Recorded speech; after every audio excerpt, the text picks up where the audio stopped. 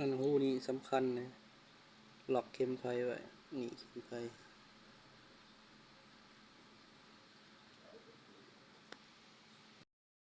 อยู่ทางในมันจะอยู่ลักษณะนี้นี่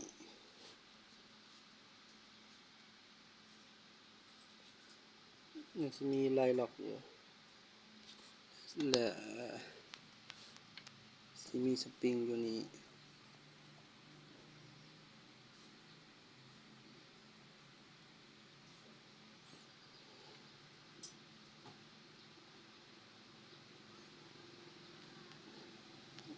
เวลานั้น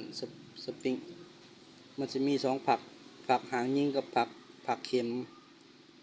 สปริงมันสิดันออกมาสิเข็มเฮากับสิเพียงกับหนานี้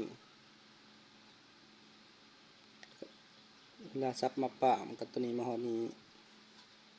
เวลาเฮาผักเข็มก็มันก็สิเพียงกับหนาตัวนี้เลยนี่ใส่ลายขัดแหละเข็มไฟมันก็สิลิบเขาจังซี่เพราะว่ามีลอซอดันเขามันสิออกมาจังซี่เวลาเขาดึงนกผักเข็มมันก็สิมาจังซี่เวลาซ้ำยิงมันก็จังซี่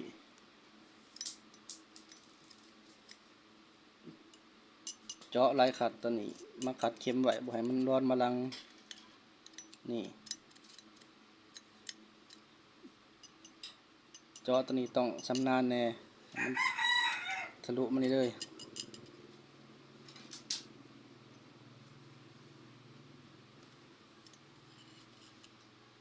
เข็มไฟยังออกมาจังซี่แล้วมันก็สิดีดเขา